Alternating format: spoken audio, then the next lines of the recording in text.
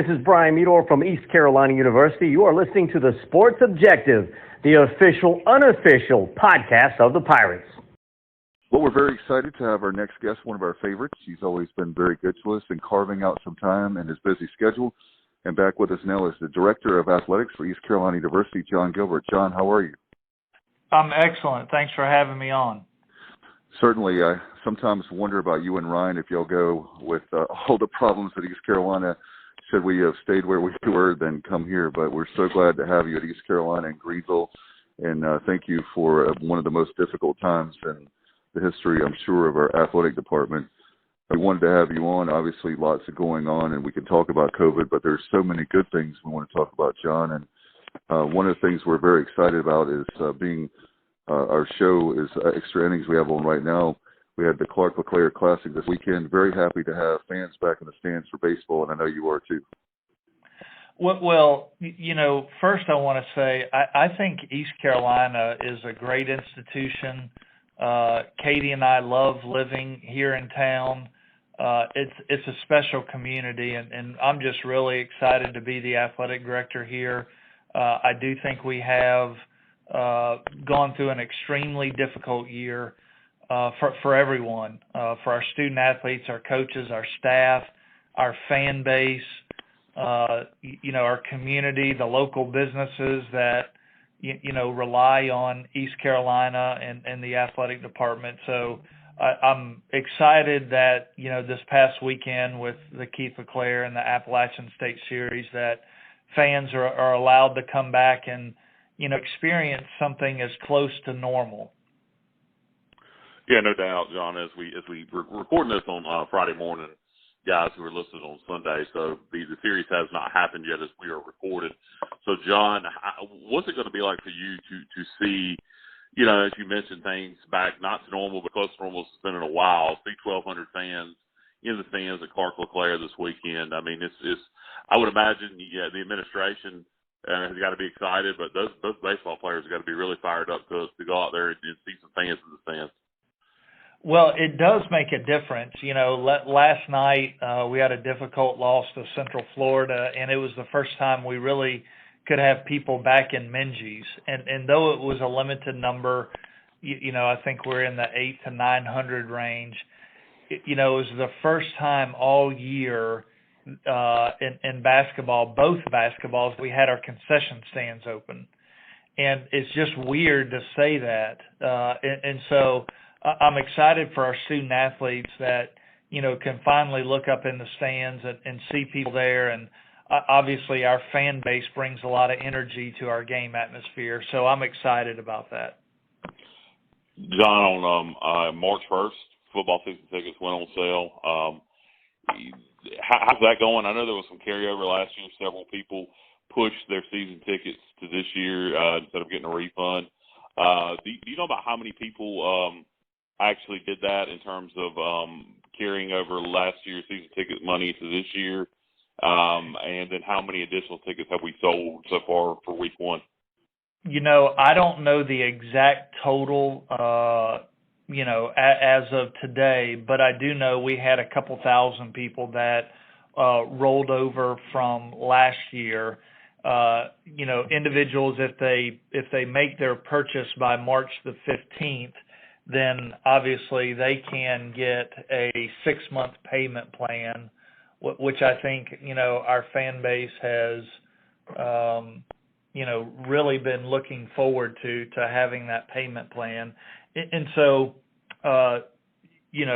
football season tickets is our, driving force for the financial stability of this athletic department. And so really important to make sure that we do the best that we can and get our fan base to invest in buying season tickets for football.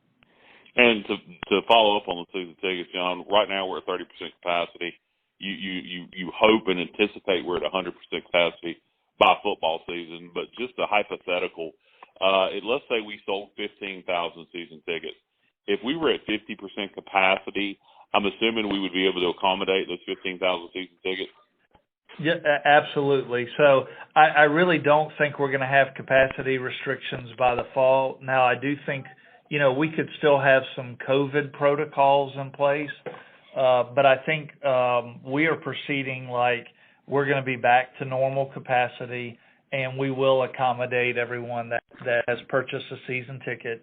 If you look at our schedule and we open with, Appalachian State on the road in Charlotte, and then the next week we come back home against South Carolina, it's going to be a really big opener for us, and I am expecting a full stadium.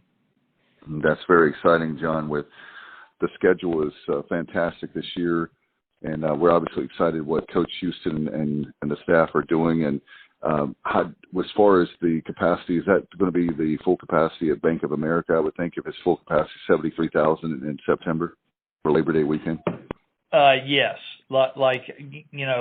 we're selling tickets, as we normally would, and so my anticipation is that it's going to be open for, full capacity.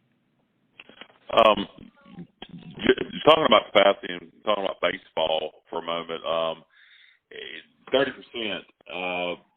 I'm pretty sure I read this correctly. I believe it was the letter from one of your letters from the Elm, or I read it somewhere.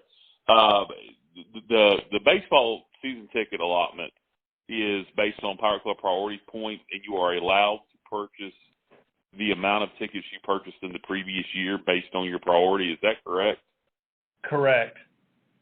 Okay, so if Dave qualified and he purchased 4 tickets, he could purchase 4 this year. But if he purchased 1, he would only be able to purchase 1 again this year.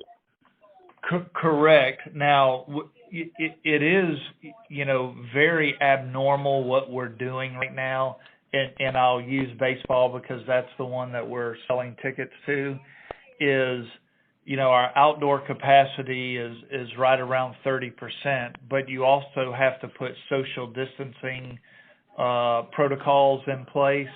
And so we're doing the best that we can to get the most people into the venue, but you may not be able to sit in your exact seat that you normally sit in, and you can't go from the jungle to the main part of the stadium or the main part of the stadium out to the jungle.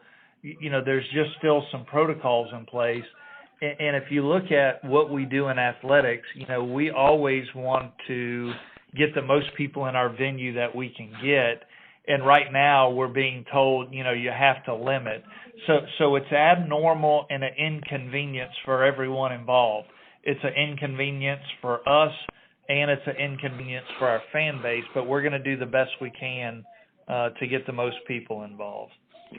And, John, my prediction this year is I really believe we're going to be hosting our first ever Super Regional. Love what Cliff's doing there. And my hope is that we can, by the time we have a regional in May, that we could have full capacity or way closer to than what we have now.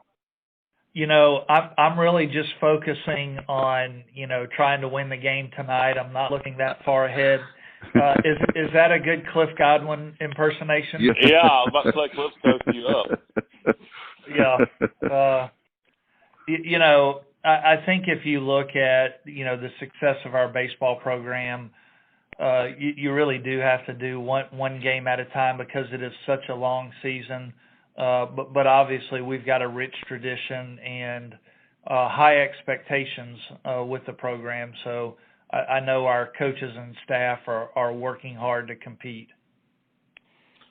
John, obviously, COVID-19.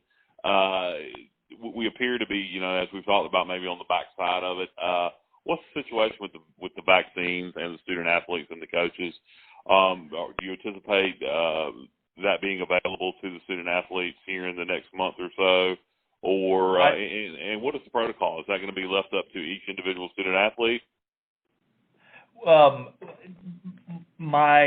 I've been talking to multiple individuals in the health community, and our team doctor and Mike Hanley, who've done a remarkable job of coordinating COVID for us. And I can't stress enough how far ahead East Carolina is as an institution. as we deal with COVID, the testing and the protocols. I got tested early this morning, kind of a routine test, and I should have my results back by, 7:30, 8 o'clock tonight, which is far better than what our peers are experiencing, where they're having to ship it off to labs and do different things. So I'm very fortunate, as an institution to have what we have.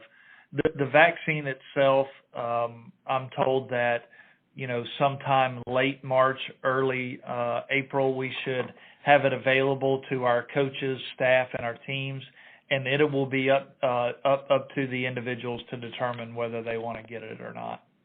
Okay. John, also as we look towards April, spring football, and I'm assuming with spring football typically 30% capacity, it would be a good crowd for spring football, so it shouldn't be a big problem there with having to limit fans. I'm anticipating we're gonna have a spring football game as usual. Are we going to do any of the activities surrounding it, or will it just be a spring game? Right now, we're anticipating playing the spring game on April 17th at 1 o'clock. We do anticipating having fans, so whatever the capacity restrictions are at that time, we'll adhere to those and get as many people in as possible. We will not be doing a pigskin, pig out type weekend. We're going to hold on that for the time being, but we definitely are going to have a game. Yeah, and I would imagine, people are going to be just excited to get in Dowdy-Picklen. Not very many people got to go last year, so whatever the attendance limitation is, it could be a good crowd for the spring game this year. Yeah, I really think that, people are starting to get hungry to get back to, in-person events, and so I think we'll definitely be trending upwards in that regard.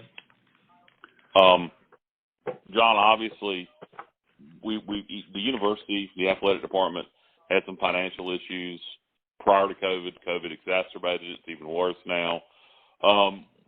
Beyond buying football season tickets, and just your annual fund for the Pirate Club, what can the fans do to kind of help with the athletic department financially?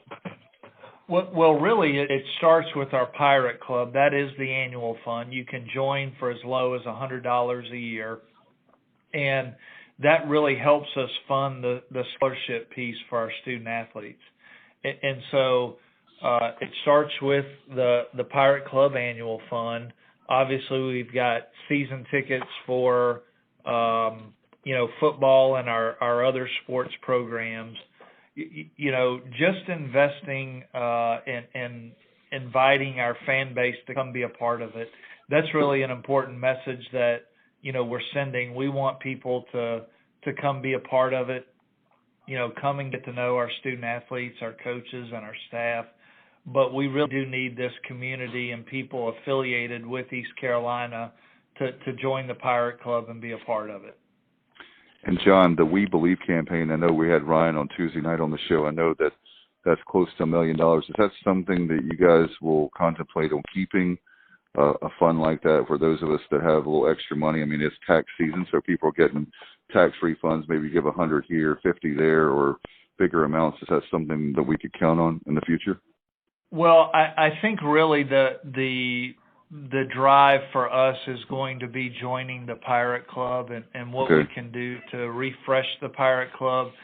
The We Believe was kind of a one-off campaign because, so many people couldn't come to our games, and so our Pirate Club memberships were down. The We Believe was a way to, help stabilize that. And so I'm hopeful that we can focus our priority on the Pirate Club annual fund. Hey, Ryan, you mentioned the Pirate Club and the annual fund and getting membership up. Ryan has been wearing many hats and they've been acting as the executive director of the Pirate Club for a while now. How close are we to hiring a permanent executive director of the Pirate Club? Well, I think we're starting to fill some positions. If you look overall in the department, we've been without a significant number of positions. I think at the most we got to 15 to 18 positions, and it wasn't because those positions weren't needed. It was because we weren't bringing in enough revenue to fund them. But we're at a point where we've got to start filling some jobs in the ticket office, in the Pirate Club, and so I think you'll see some Pirate Club announcements here in the coming weeks. And then obviously I want to finalize the executive director position. Ryan has done a remarkable job kind of stabilizing that unit and really forming a link of communication with our other operating units where everybody knows what's going on with the other operating units. Ryan's done an exceptional job in that regard. And John, can I nominate someone? Can I nominate Kyle to be the executive director of the Pirate Club? Don't want that. You can nominate them. We'll be happy to take a nomination. Yeah, I'm not sure it'll be a final. He'll get the final check, but you certainly can nominate him. Yeah, I'm going to go ahead and withdraw my candidacy for that position, John. But I'm going to do the thing the head coaches do when they know they're not going to get the job. I am no longer a candidate for that position. Yeah.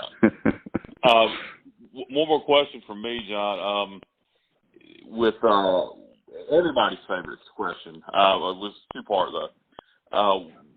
One schedule related. Any new news with future football schedules? Or are we pretty much all set for the time being? As I know there's some open dates further down the line. Any news there? Everybody loves to talk about the in-state ACC opponents, but just any news in general. And do we have a rescheduled date for Marshall coming to Greenville? We are the South Carolina game that we missed this year due to COVID. I think we're going to push somewhere in the 27, 28 range, somewhere in there. I think that game will move to 2027. And then really, I'm looking at our schedule now. The next opening we have now is 2028. And we really need a FCS game in that year. And so unless something drops, like there's some sort of scheduling issue, our schedule really is intact for the next little while. But if you look at 2022, we've got NC State back on the schedule. 23, we're at Michigan. 24, we got BYU at home. 25, we're at NC State. 26, we've got Boise, West Virginia, and App. Boise's on the road. 27, we've got South Carolina, Wake at home. And then 28, back to NC State at home and Wake on the road. So we've got a really healthy schedule for the next several years. I don't anticipate anything shifting unless something happens at another institution. Okay, so I was hoping we get that Marshall game back, but unfortunately it didn't get to be played. Well, the Marshall game will come back, but we're probably not going to get it back until like 28, 29, 30, somewhere in there. Okay. I mean, there are just no openings. Now we get Marshall at home in 23, and then we're back at their place in 25.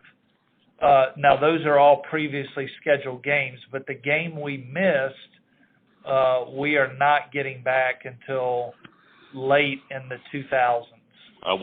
You can make it for 2030, and then will that be the 60th anniversary of the crash? Yeah. That's right. That's not a bad idea. John, as far as UNC, have you heard anything? Is there anything there? I know it will be late in the decade because of just what you're talking about, that or maybe a Duke on the schedule?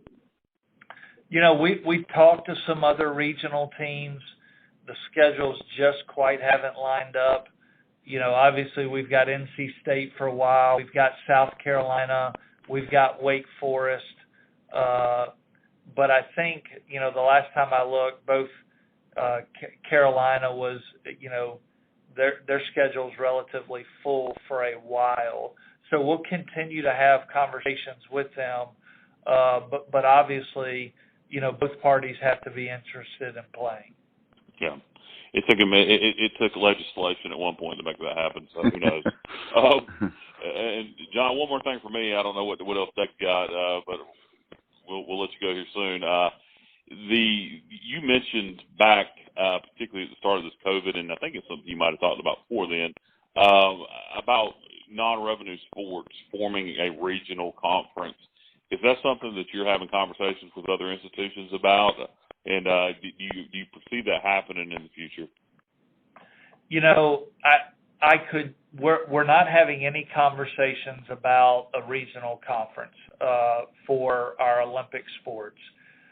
I do think that at some point there is going to be a break between the higher resource schools.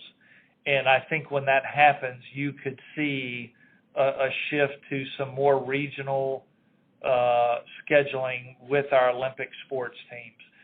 At the end of the day, football drives the revenue and drives the exposure.